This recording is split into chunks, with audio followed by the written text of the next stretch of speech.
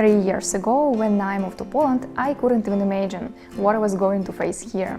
After living in 6 different cities, I decided to make a full review with all the pros and cons. In this video, I'll share my personal experience of living in Poland and also give you some objective facts in every category. Let's start with job opportunities, which is important for most of you. And here, Poland really has many advantages. First, the minimum salary in Poland in 2025 is 4,666 zlotys gross per month, around 3,500 net, and 30.5 zlotys per hour. The average salary is almost 9,000 gross, and the median is about 7,000, which means that in reality, half of people earn less than 7,000 and half earn more. Second, the country still needs foreign specialists from IT and finance to medicine, engineering, logistics and construction. Third, the Polish economy stays among the leaders in the region.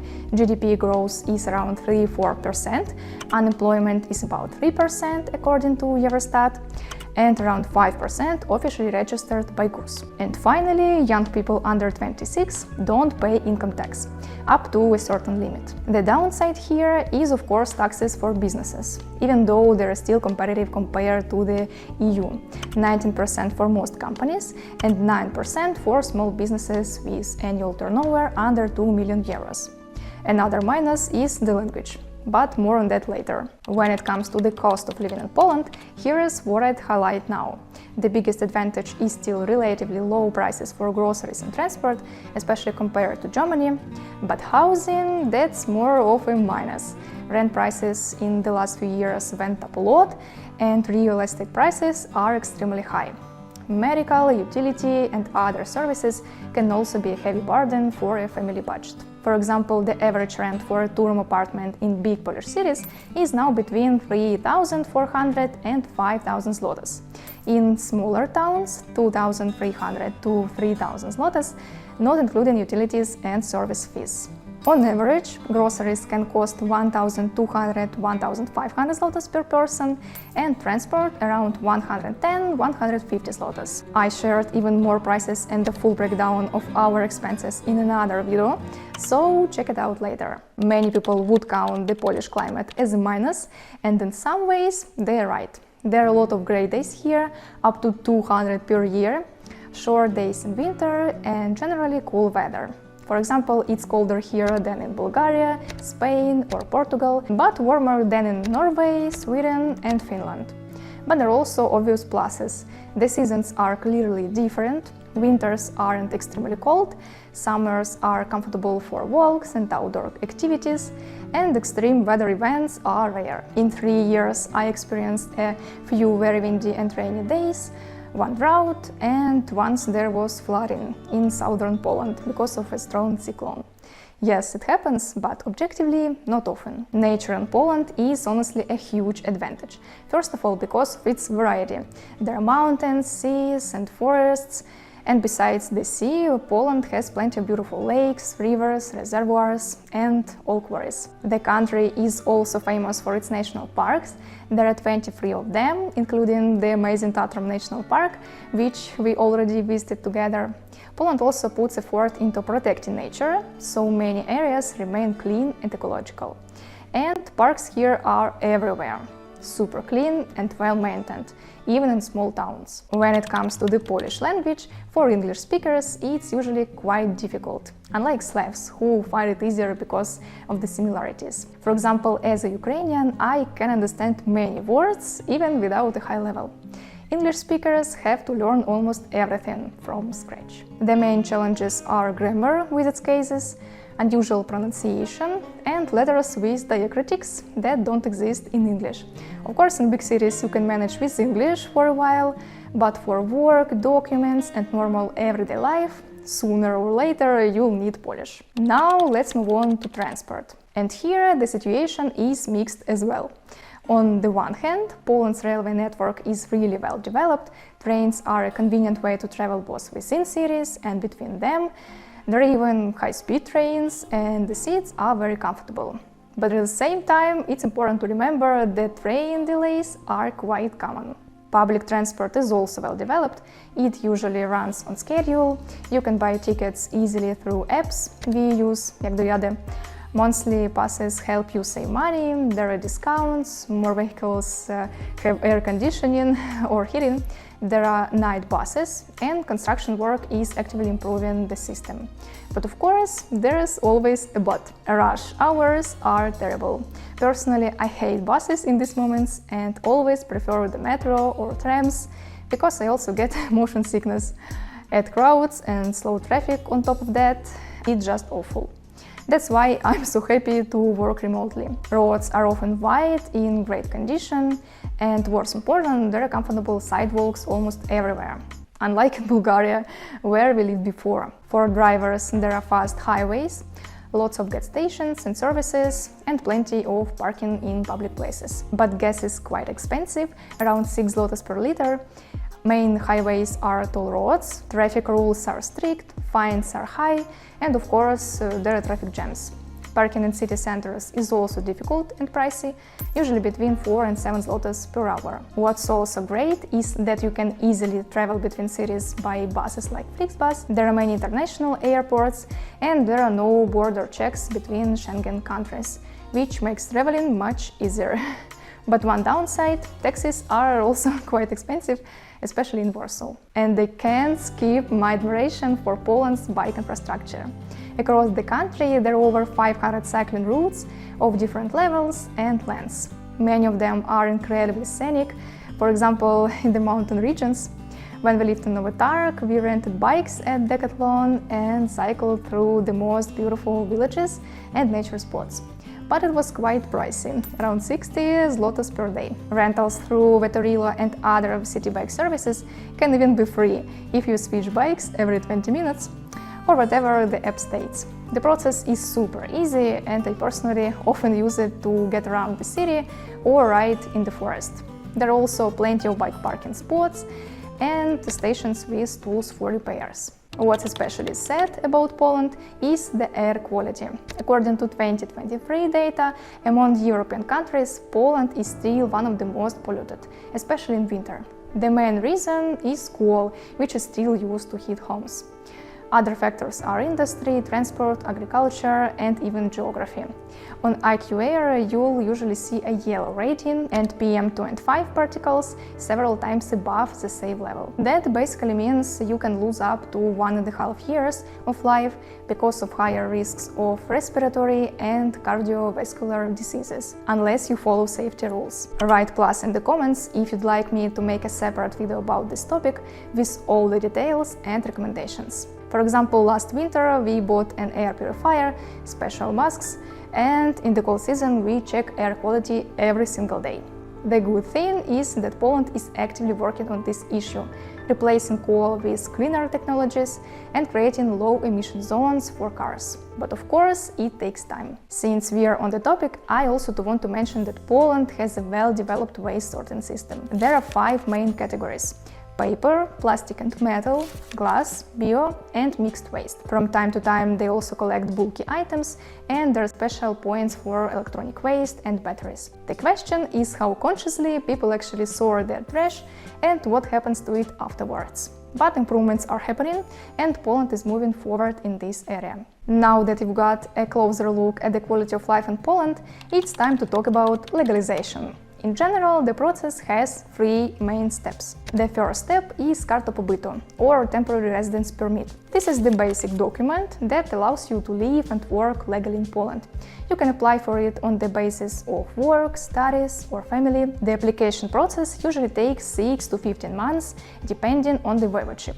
During this time, it's very important to follow the rules. You can't change jobs without permission, and there are often travel restrictions. Any mistake in the documents can delay the process a lot. The second step is Karta Stałego Pobytu, or permanent residence card. You can apply for it after several years of living with a temporary card or through other grounds. It gives you a more stable status, but the process is also not easy and requires careful attention to documents and deadlines. The third step is citizenship. Here the timelines are very different. For some people the process takes 4 or 5 years, while for others it can stretch out to 10 or more. The whole legalization process in Poland can feel like a nightmare. Months of waiting, endless paperwork, and one small mistake can set you back for months. I've heard so many stressful stories about it. That's why I want to share karta.pobytu.pl. It's the first online platform in Poland that helps foreigners step by step with residence cards and the whole legalization process. Everything is online, super simple, and always at your fingertips, even on your phone. And the best part, behind the app there is a real team of lawyers and specialists checking your documents, so you save time, avoid quiz, and don't risk costly mistakes. Even the basic package, just a few hundred zlotys, covers consultations, checklists, and prep for your office visit. And with the full service, you even get a positive decision guarantee. They work until you succeed or refund you money. With my code K10, you'll get 10% of all packages, so if you want to handle your legalization without stress, check out karta.pobytu.pl. Link is in the description. By the way, my husband and I live in Poland under temporary protection, which many Ukrainians received after the war started, but in the future we plan to fully legalize our stay. When it comes to food in Poland, everything is really good.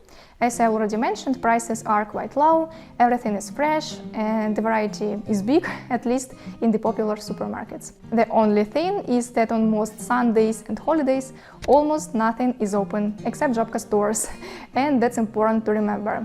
I still recall how we moved to Gdańsk on Christmas into an empty apartment with no food and had to shop at Żabka. Don't repeat our mistake. Also in summer you can buy vegetables and fruits at local markets, but you need at least basic polish and should calculate the total in advance. Otherwise you might end up overpaying. There are also lots of shopping malls, a wide choice of clothing, affordable prices for mass market brands, and if you order something online, it's super convenient to pick up parcels through a paczkomat, local delivery. Housing in Poland has both pros and cons.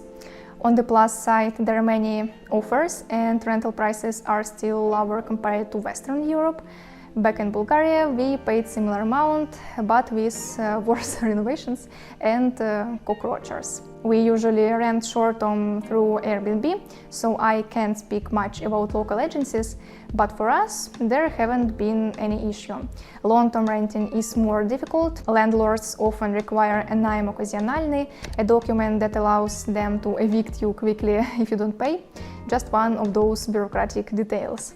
Not to mention other details and hidden pitfalls. I already mentioned two-room apartments, but when it comes to small one-room studios, Kavalerka, in big cities the rent is around 2,800, 3,600 zlotys, while in smaller towns it's usually 2,000, 2,500 zlotys. Though in some places you can find cheaper options. The price per square meter in Warsaw, the most expensive city, is now between 18,000 and 23,000 zlotys.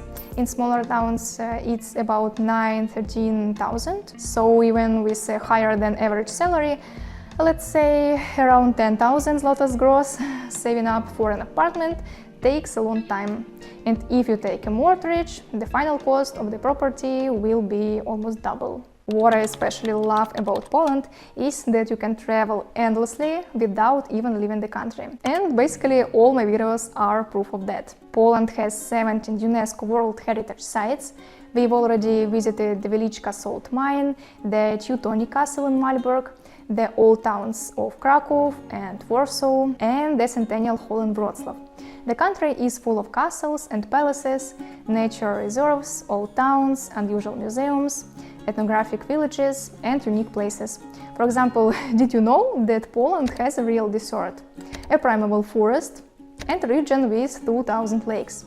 Honestly, the list of interesting spots here could go on forever. Poland in general has a very rich history and cultural heritage, which you can see in its architecture, art, and traditions.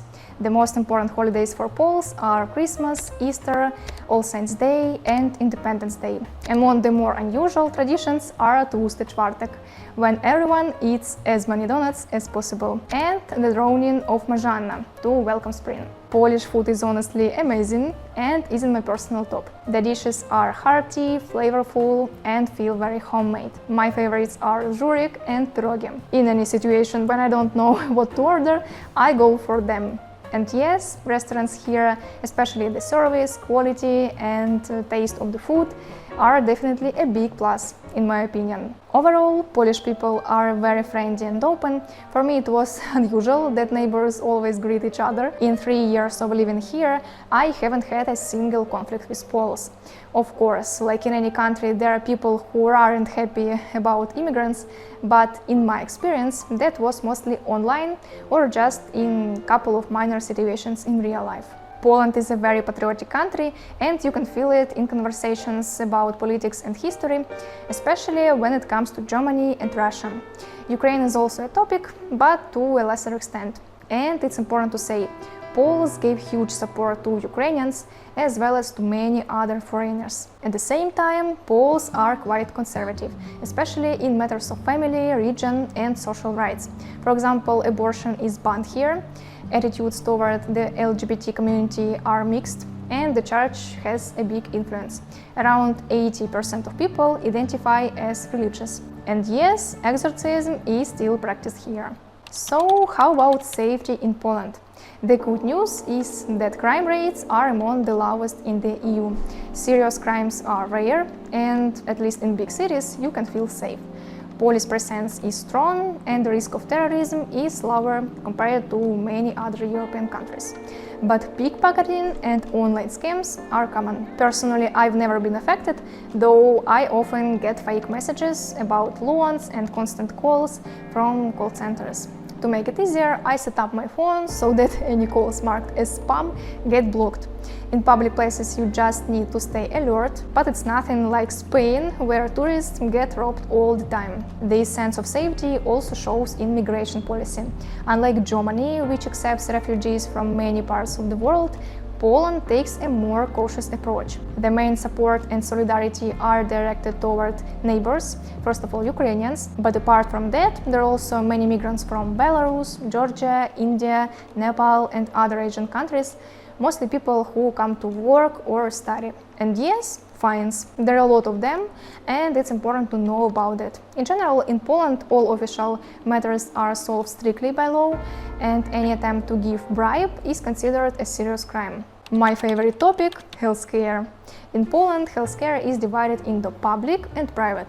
The public system is based on the NFZ, National Health Fund, and is fully or partly free for certain categories of people.